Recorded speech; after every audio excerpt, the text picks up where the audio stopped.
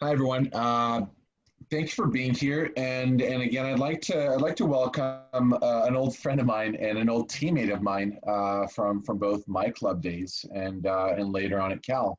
With us today, as you know, we've got Jessica Hardy. The very multi-talented Jessica Hardy. And again, for those of you that didn't kind of do a little bit of research, Jessica swam an incredible freestyler, an even better breaststroker, but I'm pretty sure it's disputable what she was stronger at.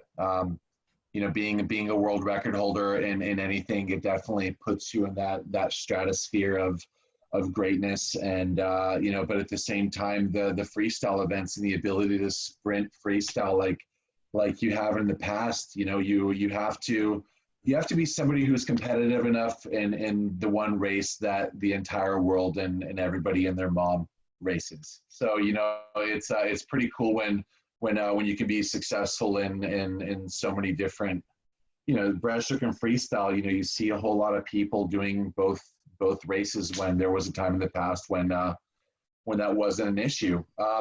Before you kind of say hi, I would like to play a video that I got a hold of, and I'm going to share my screen, everyone. So if you would direct your attention to your screen, let me just share it. Okay. So you're looking at this video, and let's do this.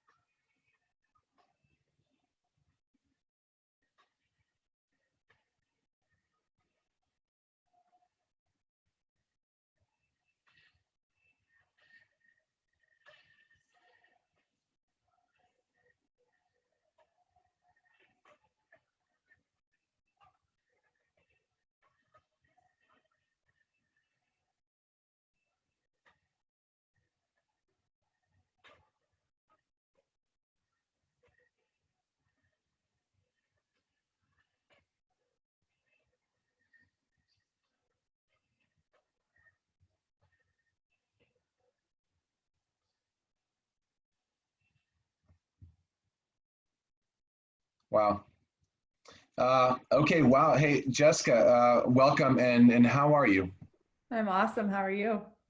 I'm pretty good. I'm pretty good. I swam in a lake today, and that there was a time when that wasn't a big deal, but it just feels so liberating. Are you finding time to go to the beach now that it's open in California?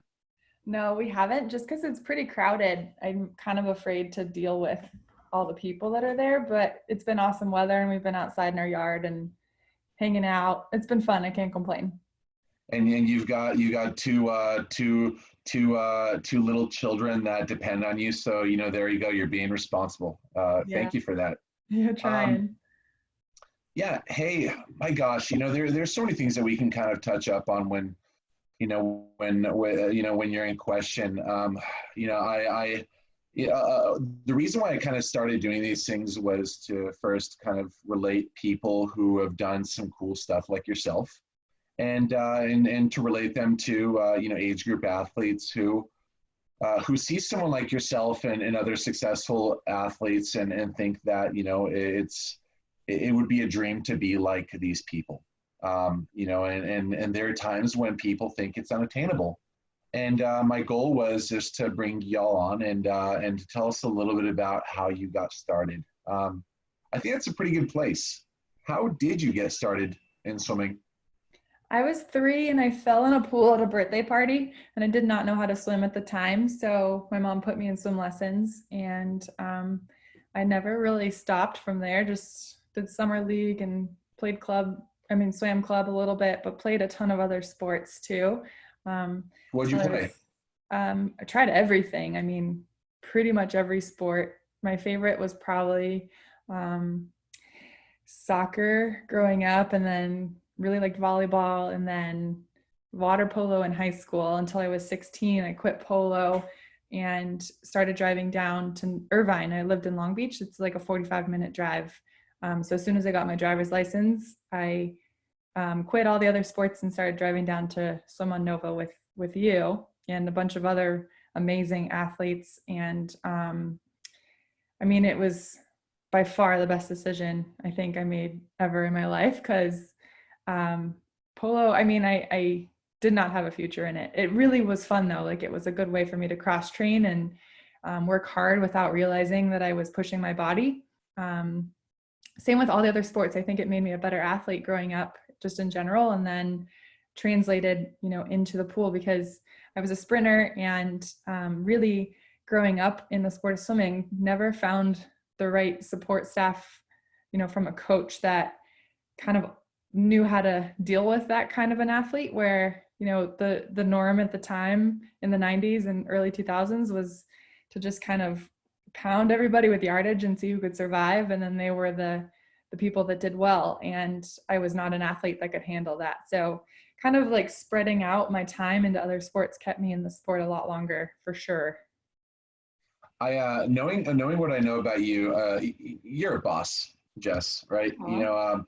You Coming don't from think you, that means something. you don't think you would have made it in another sport, but with the level of focus and determination, I'm pretty sure you would have made it in polo. You got that swim gene, but I'm not having that.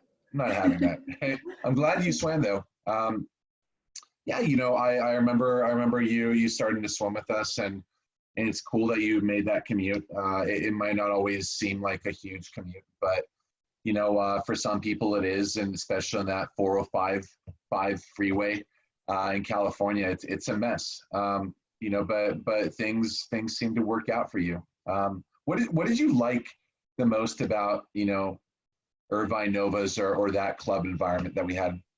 It was insane. So my first practice there, I had just gotten my license that week. So I'm a nervous driver already, and I'm driving a stick shift, which I wasn't super comfortable with. 45 minutes on the 405. I park my car and I'm late. So the only person there who's late was Pearsall. And at the time, he's like my Kobe, like I was starstruck from the beginning. And I park right next to him, and he's like, "Who are you?" Just super friendly, walks me in, and I get yelled at by Salo to hop in the water. And that's how it began. And yeah, that's how it continued. I was late a lot, and I was overwhelmed a lot of the times. It was like a sink or swim environment in the beginning, where there were, I think, probably over 20 Olympians in the group, from the beginning. And I mean, I was just a high school kid that quit polo and didn't know what I was doing. But I definitely sunk for a long time. It was like probably a year to year and a half before I could start really feeling like I could keep up and thrive in the environment. I think my first nationals with Salo, what year was that? That was like 2003, I think.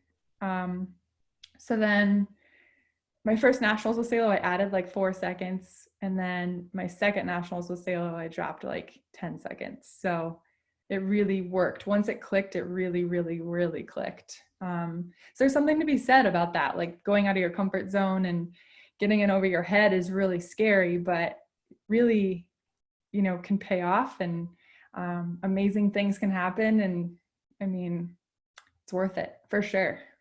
Yeah, I think a lot of people have reservations and just committing to it, and everyone's tired of listening to that that cliche thing of just trusting the process. Yeah. You first got to trust yourself, and if it's not so much whether like you trust your coach, but do you trust yourself to do the right thing to just because if you don't do everything coach says, then you can't really say that it didn't work for you. But hey, everyone that kind of joined us late, we usually kind of go through these early years with Jessica, but I really do want us to have enough time just to listen to all the stuff that she's gone through, and I think that we would be better to just kind of fast forward through your high school experience and to talk about you decided to go to Cal. Why of all the schools, and you were good enough to go pretty much anywhere, why did you decide to go to Cal? I mean, it's an amazing institution. Probably I mean, at the time, it was the best institution that combined athletics and academics at the top level in the world. So it was an honor to get to go there, like tremendously grateful and super excited about it. And the coach was notorious for being a sprint coach. So I was really excited about, not going to a normal college and just getting pounded to death, in yardage. So that's the reason I chose it. And I get there and it was good. I loved the academic and the social life, loved the cultural experience. It's like its own country there, or its own planet almost. Really, Yeah, really it is. fun. And yeah, I mean, it's a great life experience to get to live there. But I ended up gaining like 40 pounds and added probably 2 to 3 seconds, and definitely wasn't close to hitting any best times in any of my events. So it was frustrated pretty much from the beginning I had never trained with just a group of women before. I was in a co-ed program growing up, and most of the people I trained with were post-grads when I was in high school. So I was used to a really high level of professionalism that was difficult to adapt to just training with women, where a lot of emotions went into, every day. And it was draining, and I just wasn't excelling in the pool. And I kind of looked and reflected on it and realized that I could kind of finish my academics anywhere, anytime for the rest of my life. And I really had a finite window to capitalize on being fit and being an athlete, and decided to try to transfer because our club coach became the head coach at USC, and I was not released. So I stayed another year and then just decided to go pro. And rather than wasting, all of my college years waiting for eligibility, I just And took being some unhappy. sponsorship. Yeah. So I took some sponsorship money and went down to swim with our old coach again. And my swimming took off pretty quickly again. And I learned a lot in those 2 years. I'm so grateful that I did it and stuck it out, but I definitely made the right decision for myself as an athlete. And you got to look out for yourself because nobody else will. So forgive me for cutting you off. Hindsight's 2020, and with us being older now, and again, I don't mean to pry. I mean, I would love for you to kind of talk about that. Like, if you could go back in time and do things differently during that first year, or that second year, I mean, to gain 40 pounds, Yeah. a lot of things, a lot of reasons why that could happen. Yeah. And none of them are normal. Right. Unless it was something going on in your body, that's a different thing. But I was it about you first being on your own for the first time in forever, and some irresponsible decisions that snowballed, or was it something else that was just beyond you? And Most of it was from lifting, actually. So I got really, really strong with Nick Falker, who Yep. was both of our weight coach, and he's an amazing weight coach. And he had a lot of history with sprinters. So totally bought into his program and loved it and really lifted heavy. But I did enjoy the freshman lifestyle in college, and that also contributed to it too. So definitely was too heavy. Thanks for that comment. I definitely was just too heavy to be an aquatic athlete. I think you have to, find that delicate balance of being lean and finding the strength that you can still work with in your grasp of stroke in the water, like to be able to still leverage our element, is a fine balance. So Yeah. to think I just went outside of my comfort zone, I guess. Yeah. The person commenting is Jeff Nalizio, and Not a we joined feeling. one of his talks last week with Tom Shields. Thanks for being here, Jeff. Yeah, Jeff was our old teammate. So yeah, I never knew that. I hope that that Terry learned something from that, if there was anything for her to learn, since she's experienced everything. But Yeah. even at the club level, you see some athletes that are just more developed or more capable of getting jacked. and then there's that. So yeah, like you went pro. I mean, did did did you have any real backing in the beginning to go pro, or was it just you kind of calling family and just finding support in them and kind of working from the bottom up again?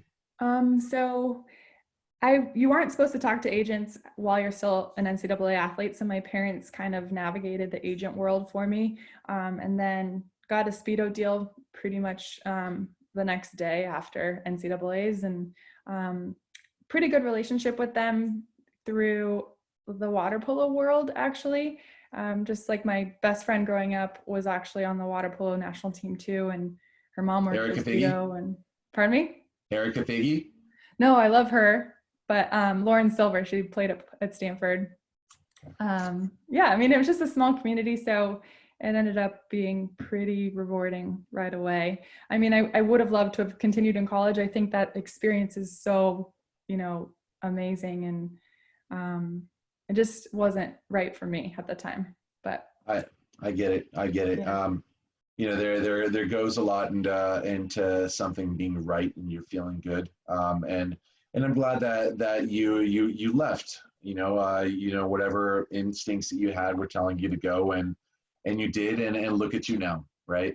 Yeah. So you went back to US. You went to Southern California, Long Beach to LA. It's just it's a short ride, but you were training there. You were going to school there. Tell me, how were you able to train with the team and get your academics if you weren't on the team necessarily? I actually didn't go to SC at all. I just trained there for like 8 years, and then I got my degree through ASU online. Graduated in There, 2016, so took my sweet time. and I Yeah. love that you said that you did it online, just because everybody's doing, Yeah. everyone's, at home doing all their studies and classes online. So, it's possible, and that's cool. That's cool. Yeah, absolutely. So you were training, and you were getting ready for the '08 games. And I remember, you and your then boyfriend, now husband, Dominic, who's also with us here. You guys moved, or you guys came to Florida and trained at the race club for one summer Yeah. in 2007. And then then after that you went back to California. Tell us about that year that followed. That year in Florida was so cool. I mean, I think I credit that summer to developing my freestyle, like trying to keep up with you guys, and especially the weight room stuff you guys were doing was so hard. So definitely that launched my sprint freestyle kind of understanding in a way, because Mike Bottom was such a good freestyle coach. Learned a lot that summer, and within a couple months of that, started being top 5 American sprint freestyle women. So I'm really grateful for that experience. Had a lot of fun. Got really tan, but then went back to Southern California and swam with Stalo, because he really understood my breaststroke and was on fire for that. I went to short course worlds that year, got like 3 golds and broke a world record or 2 there right before the Olympics. Get to trials, and I think I won the 100 breaststroke, got 4th in the 100 free, and got 2nd in the 50 free. So was supposed to swim 4 events in Beijing. And about a week after trials, or 2 weeks after trials, we were all at camp training together, but I got a phone call that one of my drug tests from trials had come back positive, and I needed to go investigate and get a lawyer and figure out what was going on. So they sent me home pretty much immediately, and I wasn't allowed to talk to the team to tell them what was going on. It was just kind of like book you on a 5 a.m. flight the next morning, get you out of here type of an environment. And I had no clue what was going on for a very long time. We looked into like sabotage and water contamination, food contamination, but I ended up finding out 6 months later that a nutritional supplement that I was taking was contaminated. So the ingredient was not listed on the label, and they had already sued me for defamation for a blog article or something that I'd never, contributed to. Like I never was interviewed for it. So that lawsuit was eventually thrown out, but it takes years for that to happen. So we had that lawsuit already happening, and then I sued them, countersued them. And I also went to court to kind of fight for my eligibility again. And that took about 6 to 9 months. And they ended up ruling in my favor, saying that I never intentionally cheated. And oh, that's good. I didn't know that.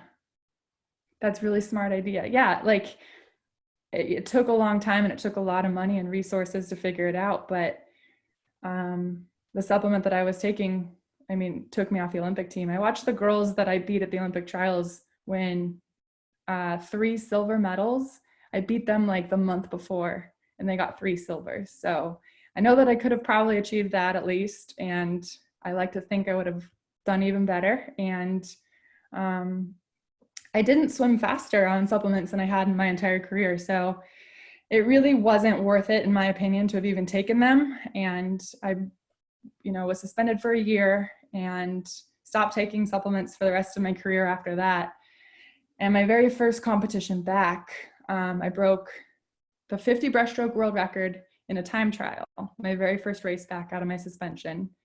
And then I swam the 100 breaststroke the next day, and I broke the 100 breaststroke world record, and find out 5 minutes after I got out of the pool that I had also broken the 50 again halfway through the race. So I broke 2 world records in one race at my very first meet back, which I don't think has been done before in a sprint race, and definitely was the most rewarding experience that I've ever gone through, having kind of just survived, everything that had been kind of thrown at me the year before. Let's spend a moment talking about that, just because any other athlete that fails a drug test, it literally puts you in the hole. Like up until then, you've only known yourself as a swimmer. That's your life. That is who you are. And just for somebody to tell you that you cannot compete again for 2 years, which ended up being a year. But just for someone to tell you that, like it would put most people into this deepest, darkest hole. Yes. And just to kind of listen to you and to listen to the story. I mean, you came back, and that's never been done before. Somebody after literally being in the darkest of places that an athlete could be, to come back and to set world records just off the bat.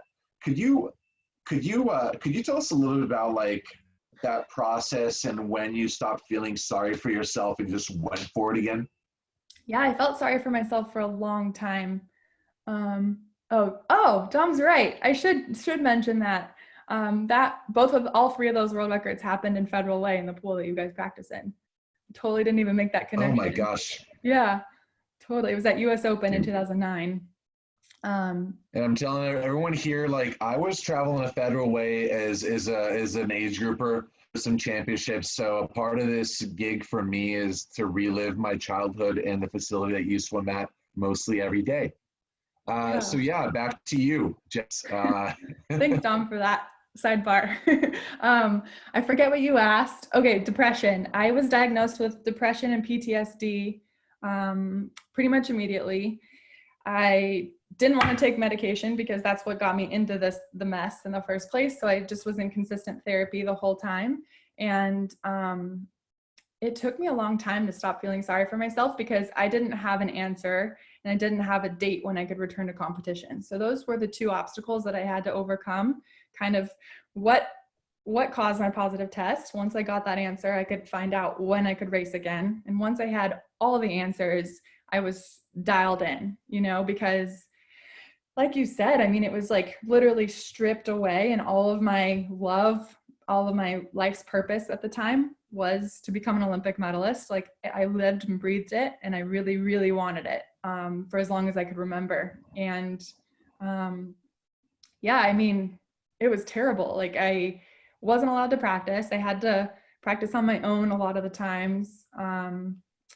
Just totally lost, no life purpose for a long time. And then I found out those 2 things and just set my mind to getting back and showing not to the world. I would love to say that it was for other people, to show other people what I could do as a clean athlete, but truly it was to show myself what I was capable, what I deserved, because when this happened, it honestly made me question my own morals. Like, am I a doper? Am I a terrible person? Am I worthy of any of the stuff that I've achieved? And it was such a psychological process to kind of define who I was and what mattered and what I wanted out of, I guess, my career and life in general. So all of it was just for myself. All of the motivation every day, every practice, every stroke I took was to prove to myself what was possible and what I was capable of and what I deserved.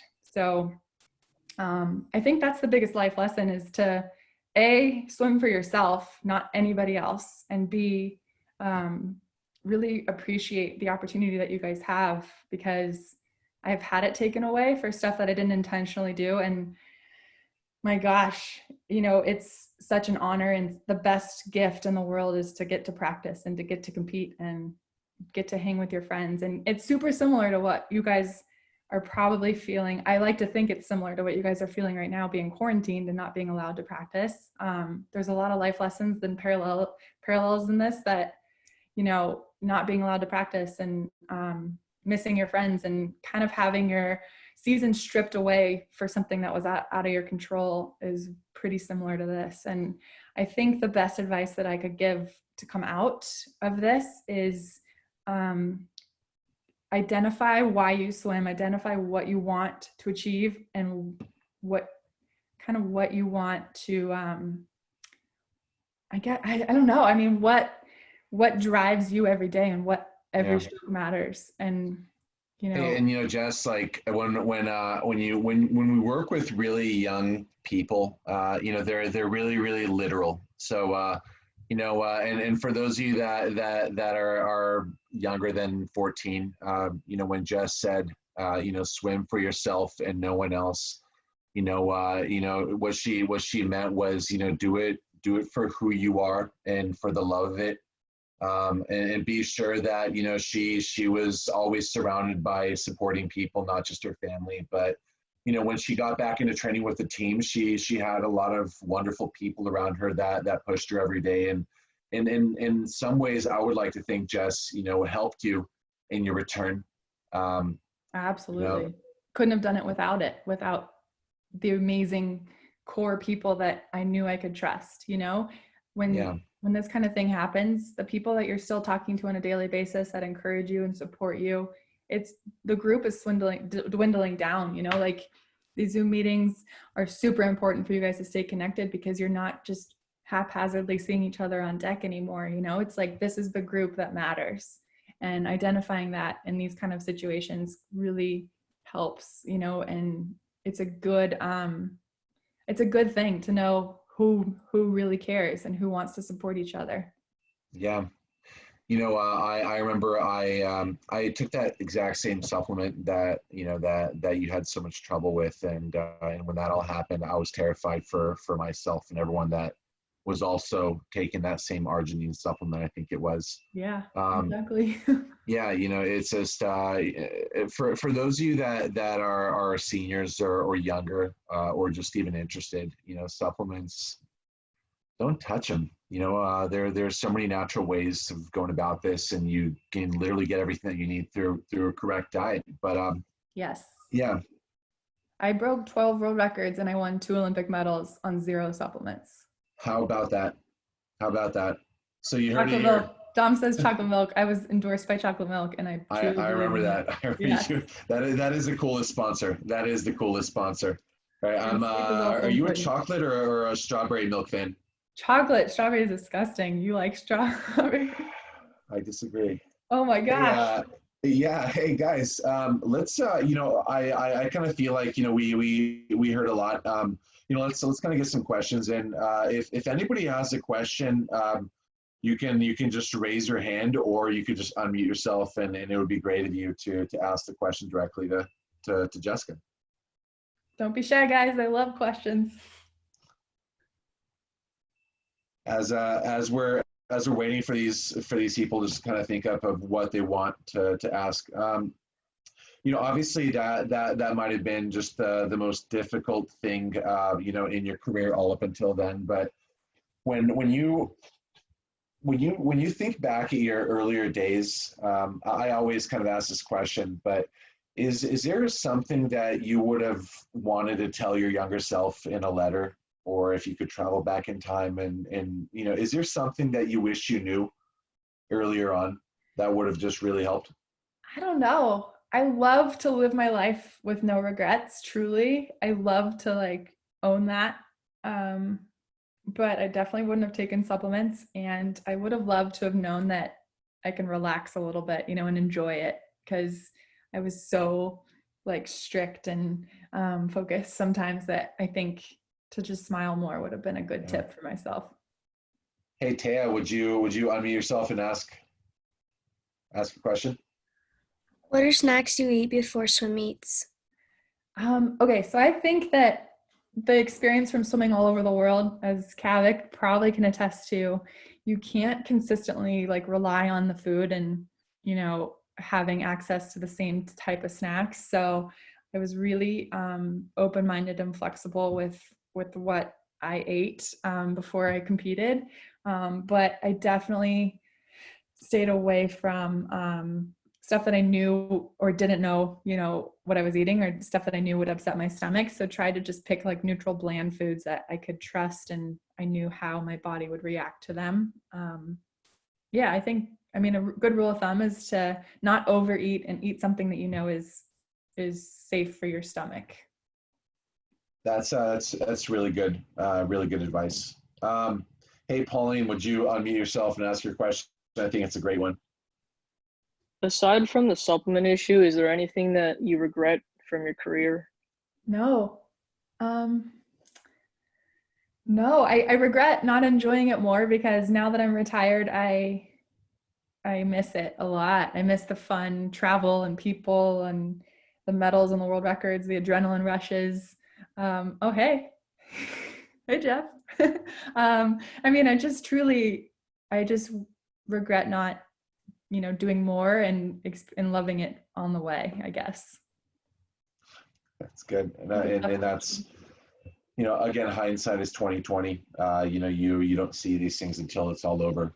Hey, Jeff Nalizio, your hand is up. Let's hear it, man. Our old teammate.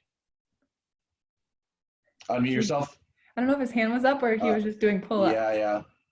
I just not used to going from my iPad, so it took me a second to find the mute button. So as you can see, I'm in the garage gym right now, got my weight vest on.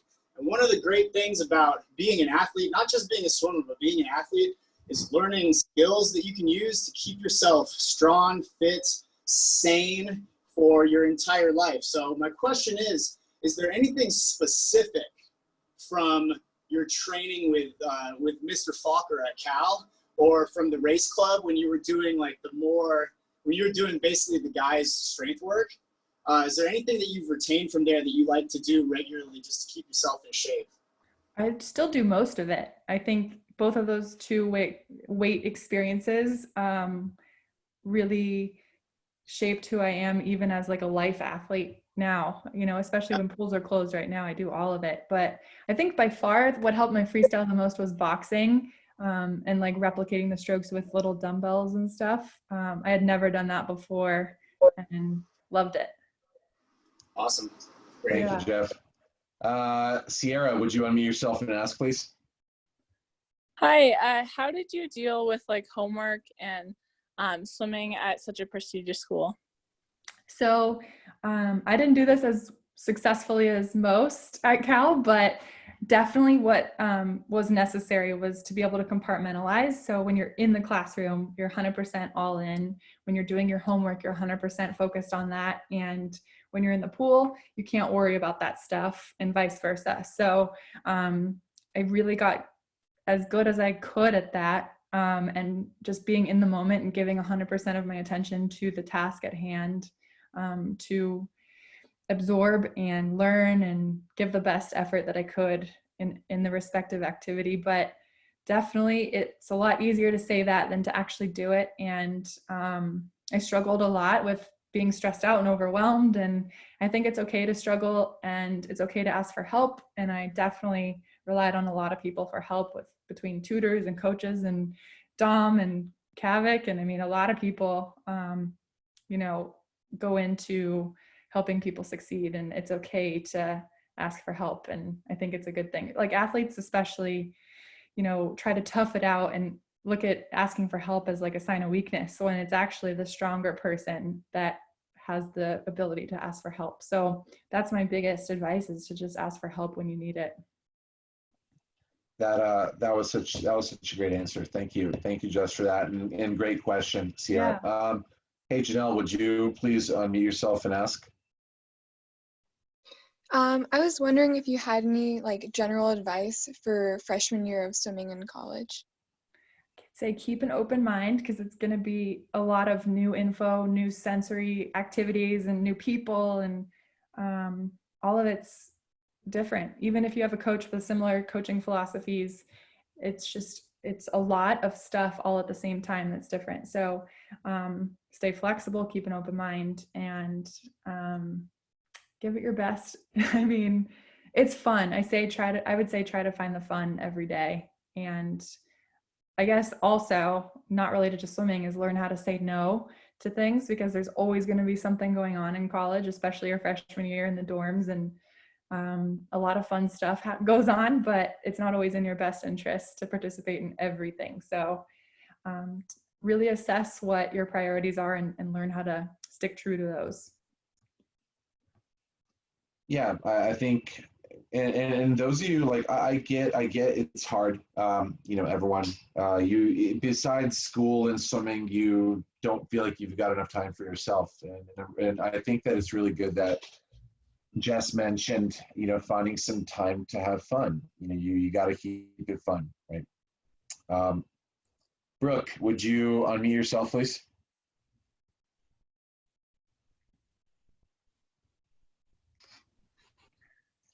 All right, go ahead. Which moment of your career were you most proud of? Definitely the time where I broke 2 world records in the same race, coming out of what I overcame the year before. But also the Olympics is a once in a lifetime opportunity that, I'm so grateful for as well. So it's definitely a close tie between those 2 career experiences for sure. Hey, thank you. So your husband asked, he's trying to be funny, but I think it's good.